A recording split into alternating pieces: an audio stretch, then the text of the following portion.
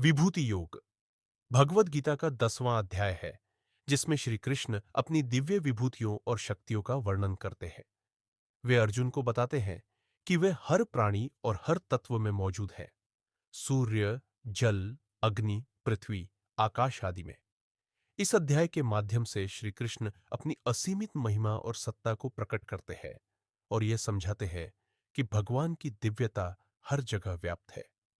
हे अर्जुन, सुनो मेरी बात ध्यान से। मैं फिर से तुम्हारे लिए अपनी दिव्य विभूतियों का वर्णन करूंगा ताकि तुम मुझे पूरी तरह समझ सको। देवता तक मुझे पूरी तरह नहीं जानते और ऋषि वे भी नहीं, क्योंकि मैं ही हूं सब कुछ का कारण और कर्ता। जो मुझे अजन्मा और अनादि समझता है और लोगों का परमेश्वर मानता है, वह निश्चय ही सब पापों से मुक्त हो जाता है। हे अर्जुन, समझो कि यह बुद्धि, ज्ञान, क्षमा, सत्य, धैर्य और दया सब मुझसे ही उत्पन्न होते हैं। क्या यह अद्भुत नहीं? क्या तुम जानते हो सप्तर्षि, चार कुमार और मनु, ये सब मेरी ही शक्ति से उत्पन्न हुए हैं।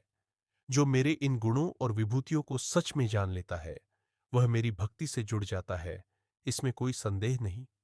मैं ही हूं हर चीज का मूल स्रोत, और जो इसे समझता है वह मुझ में पूरी श्रद्धा से लीन हो जाता है। हे अर्जुन, मेरे भक्त जो मुझे ध्यान में रखते हैं और मुझ पर ही अपना जीवन अर्पित करते हैं, वे हमेशा मेरे गुण गाते हैं। जो प्रेम से मेरी पूजा करते हैं, मैं उन्हें ज्ञान देता हूं ताकि वे मुझ तक आ सके। क्या यह मेरी दया नहीं है? हे अर्जुन, जो मेरे प्रेम में डूबे हैं, उनके लिए मैं उनके अज्ञान के अंधकार को मिटा देता हूं और उन्हें प्रकाश देता हूं। हे भगवान, आप ब्रह्म हैं, आप परमात्मा हैं, आप दिव्य हैं। कौन आपकी महिमा को समझ सकता है? जो भी आपने कहा, मैं उसे सच मानता हूं, लेकिन कैसे समझूं मैं आपकी अद्भुत शक्तियों को पूरी तरह? आप ही तो खुद को जानते हैं। हे भगवान, आप ही तो परम पुरुष है। कृपया अपनी विभूतियां मुझे विस्तार से बताइए। हे योगेश्वर, मैं कैसे आपको हमेशा ध्यान में रखूं? आपकी कौन कौन सी शक्तियां हैं? कृपया बताइए। हे जनार्दन, कृपया अपनी विभूतियों का विस्तार से वर्णन करें ताकि मैं आपके बारे में जान सकूं। आपके दिव्य वचनों को सुनना मेरे लिए अमृत के समान है। कृपया और बताइए। ठीक है। हे अर्जुन, मैं तुम्हें अपनी दिव्य विभूतियों का वर्णन करूंगा। ध्यान से सुनो। मैं हर प्राणी का आत्मा हूं। मैं ही उनके भीतर और बाहर विद्यमान हूं। हे अर्जुन, मैं उन विभूतियों का वर्णन कर रहा हूं जो मेरी शक्ति से प्रकट होती है। तुम जब भी मुझ में विश्वास करते हुए अपनी आंखों से संसार को देखोगे, तो तुम्हें मेरी ये विभूतियां हर स्थान पर दिखेंगी। मैं सूर्य की रोशनी में, अग्नि में, वायु में, जल में और पृथ्वी की सतह पर हर जगह विद्यमान हूं। जो भी प्राकृतिक घटनाएं तुम्हें दिखती है, वे सभी मेरी शक्ति का ही रूप है। तुम जिस भी देवता, अर्ष या संत को पूछते हो, समझो कि वे मेरी ही विभूतियां हैं। वह सब मेरी शक्ति से ही उत्पन्न हुए हैं। जैसे समुद्र की गहराई, पर्वतों की ऊंचाई और आकाश की विशालता, और ये मेरी महिमा का प्रतीक है।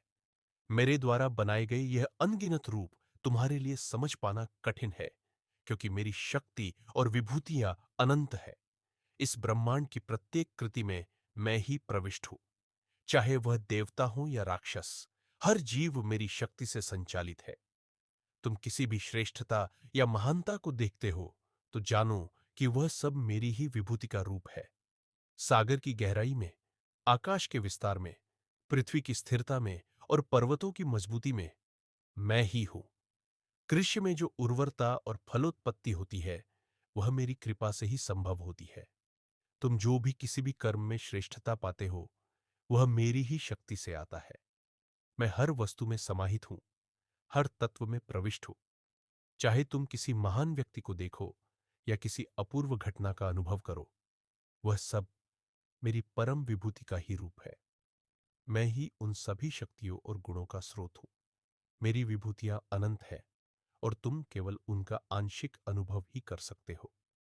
जो मेरी इन विभूतियों और शक्तियों को सही रूप में पहचानता है, वह मेरे साथ सच्चे रूप से जुड़ जाता है और उसकी आत्मा भी परम शांति को प्राप्त होती है। मेरी विभूतियों को जानने से न केवल संसार की सच्चाई खुलती है, बल्कि आत्मा की सर्वोत्तम स्थिति भी प्राप्त होती है।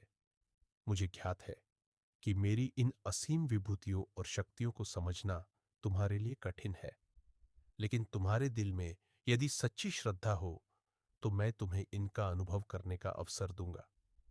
विभूति योग का समापन इस शिक्षा के साथ होता है कि भगवान श्री कृष्ण की दिव्य शक्तियां और विभूतियां हर जगह मौजूद हैं और उन्हें पहचानने से आत्मा की उच्च